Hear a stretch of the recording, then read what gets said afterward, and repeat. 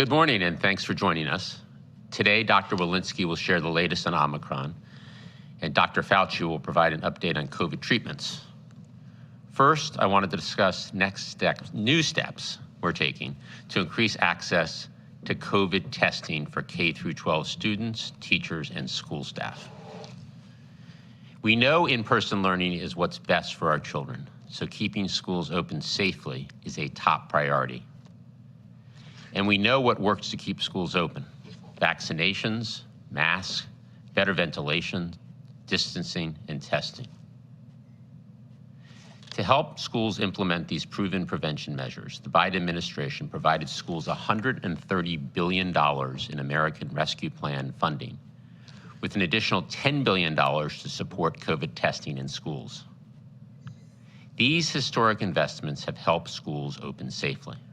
In fact, today more than 96% of K-12 schools are open for in-person learning. That's up from just 46% a year ago. The Omicron variant is driving unprecedented demand for testing, so we need to ensure school leaders have the support they need to meet that demand. So today we're taking additional actions, including sending 5 million free rapid tests to schools each month and providing another 5 million lab-based tests each month. These 10 million additional tests available each month will allow schools to double the volume of testing they were performing in November. The president is clear: the nation's schools can and should be open, and we have given state and local leaders the resources to ensure they can be open. With that, over to Dr. Walensky. Dr. Walensky? Thank you, Jeff. Good morning. I'd like to start by walking you through today's data. The current 7-day daily average of cases is about 751,000 cases per day, an increase of about 47% over the previous week. The 7-day average of hospital admissions is about 19,800 per day, an increase of about 33% over the prior week. And the 7-day average of daily deaths are about 1,600 per day, which is an increase of about 40% over the previous week. Over the past several weeks, we have seen the number of daily cases increase substantially. The magnitude of this increase is largely related to the Omicron variant, which now represents about 98% of the COVID-19 cases in the country. We continue to learn more about Omicron with each passing day, including the severity of disease caused by this variant. Just yesterday, a preprint study of data from Kaiser Permanente Southern California, analyzed by academic partners with CDC collaboration and funding, provided key insight into clinical outcomes among patients infected with the Omicron variant. This study used mathematical modeling to estimate risk of hospitalization and severe disease from a healthcare system that provides care to 4.7 million people in Southern California, 19% of the state's total population, and noted substantially reduced risk of severe clinical outcomes in patients who are infected with the Omicron variant compared with Delta. In the study, there were over 52,000 cases of Omicron compared with nearly 17,000 cases of Delta. Displayed on this slide are figures from this study. On these graphs, green represents infections with the Omicron variant, and purple represents infections with the Delta variant.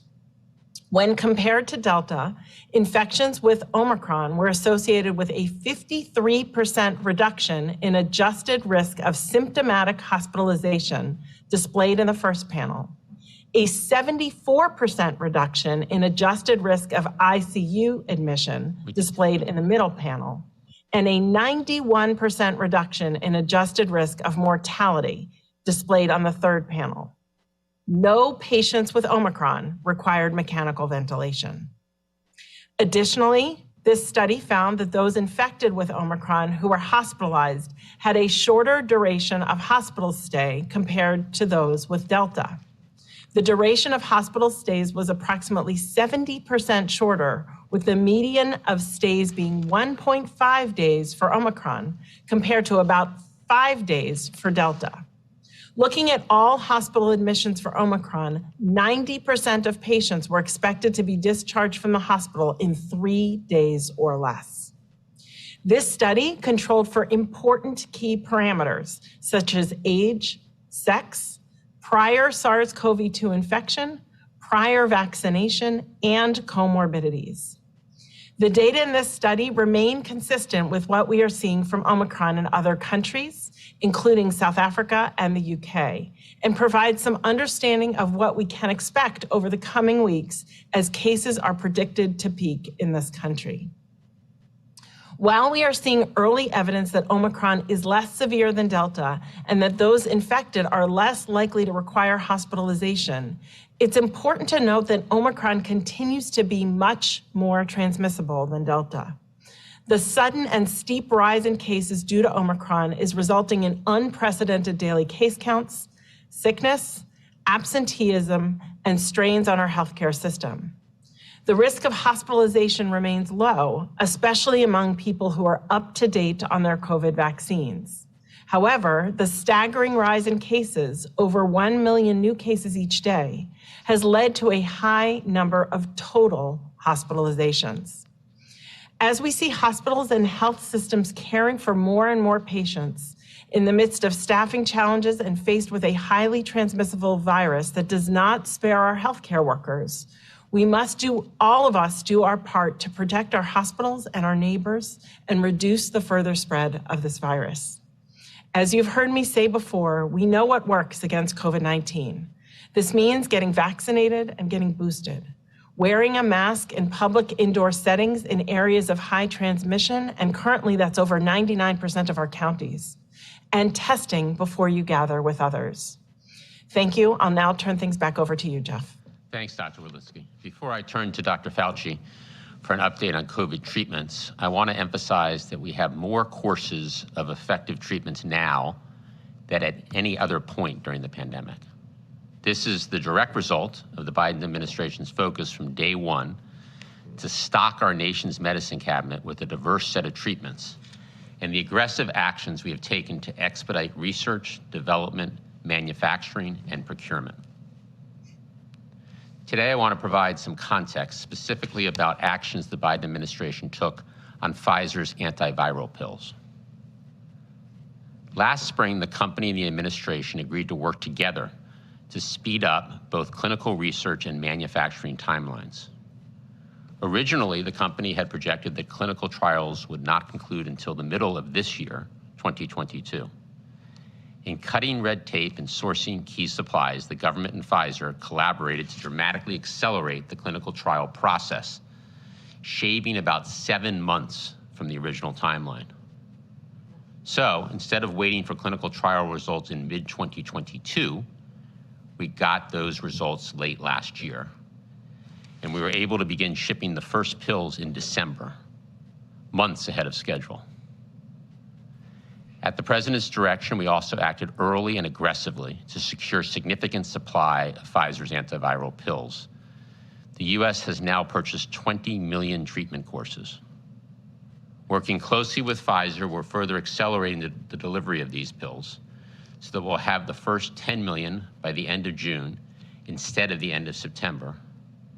And we continue to work with Pfizer to help them further expand their manufacturing capacity, including through the Defense Production Act, if needed. As Dr. Fauci will discuss, these pills are meant for those at high risk of severe disease from COVID.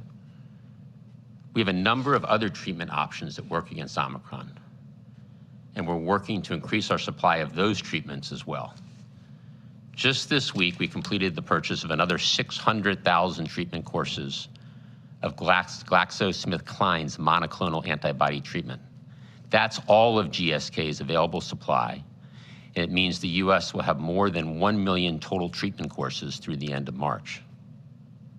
And we're using every tool at our disposal, including the Defense Production Act, to accelerate delivery of these GSK doses as quickly as possible. Lastly, we're also in the process of ordering another 500,000 doses of AstraZeneca's preventive therapy for immunocompromised individuals. The federal government was instrumental in the research and development of this product, and our latest order will also bring us to over 1 million doses available through the end of March. Bottom line, we've acted aggressively to support and secure a diverse portfolio of COVID treatments. And as a result, our nation's medicine cabinet has never been more stocked, with 4 million effective treatments available in January alone. With that, I'll turn it over to Dr. Fauci to talk about each of these treatments and important research into future antivirals. Dr. Fauci. Thank you very much, Jeff. What I'd like to do over the next few minutes is talk about what Jeff referred to as the Omicron medicine cabinet.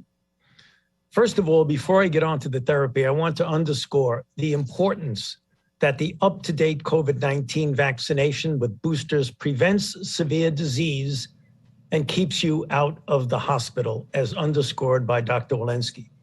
But I want to focus now, what happens if you do get sick? What are the therapies to prevent you to get disease progression? Next slide.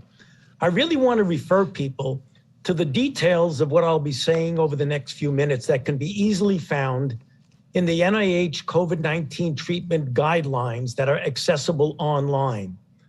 Very briefly, this is the state-of-the-art guidance for clinicians for the treatment of patients with COVID-19, and it is a panel which includes representatives from 6 government agencies with 42 voting members from 10 professional medical societies, academia, and healthcare systems.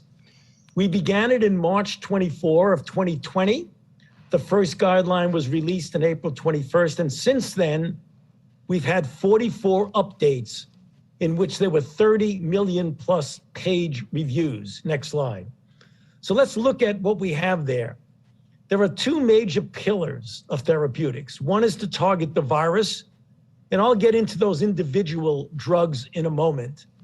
The other, which I won't speak about very much, but just to let you know that to moderate the immune response and the inflammatory response with late disease by the therapy shown on this slide, such as dexamethasone, tocilizumab, baricitinib. Let me show you how that goes when you look at the stages of disease. Next slide. As you can see, there is a spectrum from an infected person with no symptoms to an outpatient with mild symptoms, an inpatient not requiring oxygen, low flow, high flow, and then the ultimate, which you obviously like to avoid at all costs, is mechanical ventilation. One targets the virus early on with some overlap in the later stage with moderating the host response. Next slide. What we really want to do, among several other things, is to prevent people from progressing to serious disease. And you do that by treating people as outpatients, thereby reducing the visit to urgent care setting, to hospitalizations, and ultimately deaths. You reduce the duration of illness. You reduce, to some extent, infectivity and transmission. And importantly, particularly as we're dealing with this extraordinary situation with Omicron, you minimize the stress on the healthcare system. Now, the highest priority, as always, should be given to patients with the highest risk of progression. So let's take a look at that. Next slide. The prioritization of therapies first among Omicron for these patients with mild to moderate disease at high risk. The numbers on the right show what the clinical trials have shown is the relative risk of reduction for hospitalization or death. As you see at the top of the list is the drug that Jeff mentioned, Paxlovid, which received an EUA, 5 days of oral therapy, 89% reduction. Sotrovimab, a single infusion of a monoclonal antibody that works against Omicron, 85% relative risk reduction. Remdesivir is an already approved drug. It's used off-label with a 3-day infusion with a very high level of a relative risk reduction. And finally, molnupiravir, which is a 5-day oral drug with 30% diminution. Next slide. What about the prioritization of therapies for outpatients among limited resources? Now, I know this slide has a lot of words on it. You can easily access this if you want to focus on it in the treatment guidelines. First and foremost, the immunocompromised. Individuals who are unvaccinated at high risk. What do we mean by high risk? Anyone greater than 75 years of age or greater than 65 with a clinical risk factor. Next comes the unvaccinated at increased risk, namely anyone greater than 65 or anyone less than 65 with a clinical risk. And then vaccinated at high risk or vaccinated at increased risk. Again, may be difficult to remember quickly, but they're all in the treatment guidelines. Next slide. In addition, what about the pipeline? Where are we going?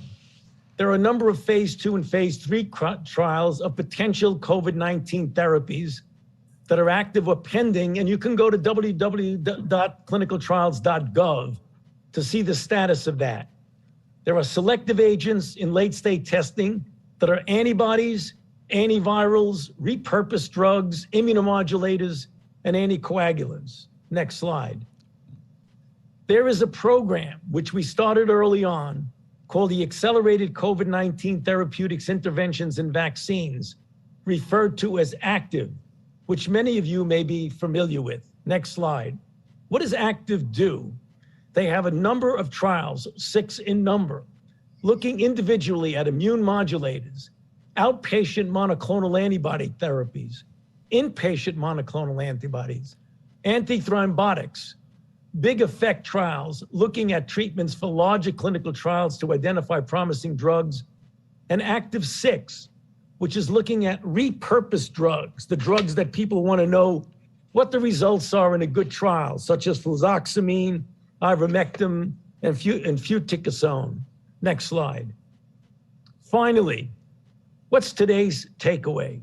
First, to reemphasize, up-to-date vaccination is essential. You can go to vaccines.gov, you can text your zip code, you can call, but importantly, to reiterate what I was saying, the therapies and treatment guidelines are available on the website shown here. Back to you, Jeff. Thanks, Dr. Fauci. So before we open it up to Q&A, a quick personnel update. We've named Dr. Tom Inglesby, who was previously director of Johns Hopkins Center for Health Security, to lead our federal testing program. Dr. Inglesby is one of the world's leading infectious disease experts and is internationally recognized in the field of public health, preparedness, pandemic and emergent infectious disease, and prevention of and response to biological threats. Sorry, Tom. We continue to work across multiple fronts to increase Americans' access to testing, and we're all very, very grateful for his willingness, Tom's willingness to lead these efforts. With that, let's open it up for some questions. Kevin? Thanks, Jeff. We have time for a few questions. Let's go to Berkeley Lovelace at NBC News. Hi, thanks for taking my question. During Dr. Walensky's opening remarks, she said there was a 40% increase in deaths over the previous week. Does the CDC expect that those cases are Delta related, since deaths tend to lag cases and hospitalizations, or could it be Omicron, and just because there's a huge number of cases, there's going to be a larger portion of deaths? Thanks. Dr. Walensky? Yeah, that's a really important question. I believe right now that those deaths are still the lagging deaths from Omicron. From Delta, the lagging deaths from the Delta wave. We have seen, as you noted, that death rates are down from Omicron of about 91%. And we will need to follow those deaths over the next couple of weeks to see the impact of Omicron on mortality. As you note, given the sheer number of cases, we may see that deaths from Omicron, but I suspect the deaths that we're seeing now are still from Delta. Next question, please. Go to Allison Aubrey at NPR.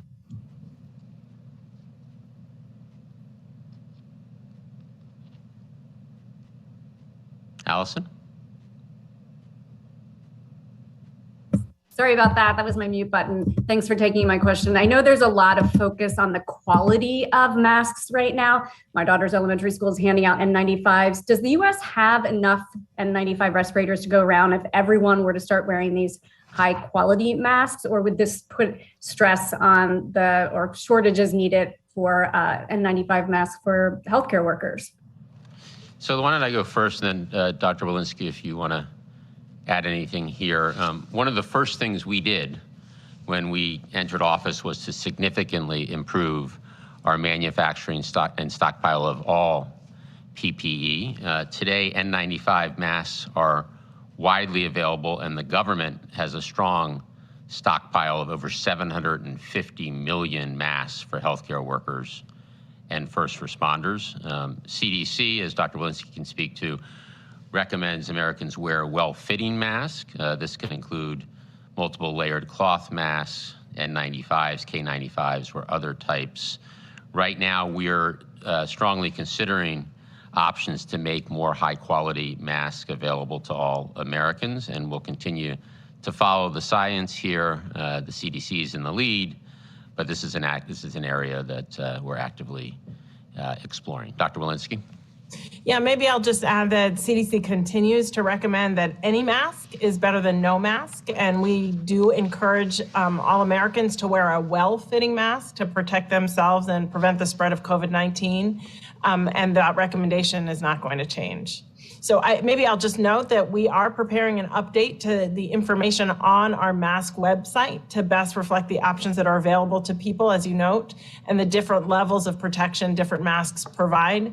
And we want to provide Americans the best and most updated information to choose what mask is going to be right for them. Thank you. Next question, please. Go to Jeff Mason at Reuters. Thanks very much, and good morning. Jeff, could you expand on what you just said about planning or looking at more options to make sure more high-quality masks are available to all Americans? And can you also give us an update on your thinking with regard to timing in terms of asking Congress for more money to fund this effort? Yeah, thanks, Jeff. In terms of the mask, as I said, we're in the process right now of strongly considering options to make more high-quality masks available to all Americans. In terms of money, we have the money that we need to fight Omicron. As the president has always said, we'll do everything that we need to do to beat this pandemic. And if we do need more money, more funding at some point, we will request that money. Next question. Zeke Miller, AP.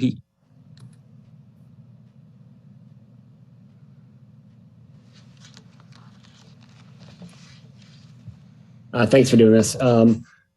First, there's been a lot of conversation in the last few weeks about testing. Now that starting Saturday, private insurers are going to reimburse testing, and the federal government's testing website is going to be coming online soon. Is there a new federal guidance on how and when people should be testing themselves at home? Should it be once a week? Should it be twice a week? Should it be after an exposure? Should it be just to go to the grocery store? And then secondly, for Dr. Walensky, with that preprint study about Omicron versus Delta, how does Omicron compare to other sort of seasonal illnesses, flu, the cold, other things like that in terms of mortality and serious illnesses? And how does that change how the federal government will be thinking about Omicron and COVID-19 as it becomes endemic? Okay, well, why don't we turn to Dr. Walensky on both. Dr. Walensky first, when Americans should test? Yeah, so simply put, Americans should take a test when they have symptoms that appear to be COVID-19. So fever, cough, sore throat, respiratory symptoms, muscle aches. When they're exposed, so 5 days after they've been exposed to someone who has COVID-19, and certainly if you're going to gather with family, if you're going to a gathering where people are immunocompromised or where they're elderly or where you have people who might be unvaccinated or poorly protected from the vaccine, that might be an opportunity you'd want to test. And then, of course, for test to stay and other protocols. With regard to this study, actually only compared Omicron to Delta and not to other respiratory viruses. Certainly other respiratory viruses, influenza, for example, the severity varies by flu season. So this was not a direct comparison of Omicron versus other respiratory viruses. But what I can say is while we're in this Omicron surge, we are also thinking about what this looks like with endemic, when Omicron or COVID itself were to become endemic in the United States, following things such as severity of cases, hospital capacity as well. Thank you. Next question, please. Let's go to Sabrina Siddiqui, Wall Street Journal. Thank you for taking the call. I wanted to ask a follow-up about the school testing expansion. For these tests that you're making available for K-12 schools, can you clarify, would only public schools be eligible to receive those tests, or private schools as well? And can you offer any other detail on where the tests are coming from? Have you already inked contracts with certain companies, or is that process still ongoing? Well, let me just step back and say that, many schools have a dedicated supply of tests that they secured months ago, thanks to the $10 billion I talked about in my opening comments that the ARP, the American Rescue Plan, gave to schools dedicated for testing. And there is significant lab capacity in this country. So we're working with schools to take advantage of the lab capacity that is open in the country. CDC and the Department of Ed are adding resources to help schools identify testing providers and implement best practices, and the federal government is funding and strongly encouraging these testing programs. In total, the 10 million additional tests that we'll send out each month will leverage existing contracting authorities at both HHS and CDC, and this will more than double the volume of testing that took place across the nation last year. We'll follow up, Sabrina, with exactly which schools qualify for these additional 10 million tests. Next question. Cheyenne Haslett, ABC. Hi, thank you. My question is also on the school testing. We already saw $10 billion go out to schools for testing, and we're still seeing school closures. So I'm wondering how you expect this 10 million tests to be different, specifically how you'll get schools to use these in an effective, systematic way that keeps them open consistently. Well, schools do have the resources through the $10 billion that went out through the American Rescue Plan. And these 10 million tests add to the testing availability for schools. And as I mentioned, is double the testing that was done in the month of November. But I think it's important to put testing in the context of the overall school strategies to keep schools open. And for that, maybe I'll turn to Dr. Walensky to overview the best practices for keeping schools open. Dr. Walensky. Yeah, thank you, Jeff. I'd just like to remind people that we had a pretty robust Delta surge in the fall, and we were able to keep 99% of schools open safely and our children with in-person learning. And I will just also highlight that that was before we had pediatric vaccination. So now here we are, we have pediatric vaccination. One of the best things that we can do is get our children and our teenagers vaccinated. And then once we do so, practicing all those layered mitigation strategies, masking, we've seen 3.5 times less likely to have schools have an outbreak if you're masking in those schools, as well as ventilation. And then of course, test to stray strategies, which these resources will really be helpful for. Next question. Couple more questions. Let's go to Joyce Frieden at MedPage today. Hi, yeah, thanks for taking my question. During a Senate hearing yesterday, Janet Woodcock mentioned that it was going to be difficult for people to get their head around the idea that most of us are going to get Omicron. So I wondered what the administration's thinking on that is. Are in fact most of us going to get Omicron, and whether they think that's going to happen now during this current wave, or is that more looking at as it becomes endemic? Dr. Fauci. Yeah, thank you very much for that question.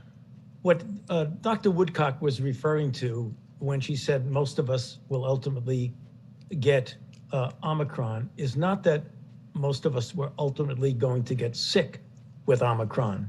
Remember, she was talking about in the data that we all showed about the extraordinary effect and dichotomy between people who get Omicron, who get vaccinated and boosted, how well they are protected against hospitalization and death. And even with Omicron, it appears, as the data that Dr. Walensky just showed today from the Kaiser Permanente study, that it is going to be a less severe, particularly in those who are vaccinated and boosted. So if we're going to look ahead at what happens when this peaks and it ultimately goes down, as I've said on previous pressers here from the White House, that we're not going to eradicate this. We've only done that with smallpox. We're not going to eliminate that. That only happens with massive vaccination programs like we did with measles and with vaccines, but we ultimately will control it. And if you control it in a way, it's at such a low level and people are vaccinated and boosted, sooner or later, as we begin to live with it, what she was referring to is that virtually everybody is going to wind up getting exposed and likely get infected. But if you're vaccinated and if you're boosted, the chances of you getting sick are very, very low. That's what she was referring to. Next question, please. Last question. Let's go to Weija at CBS.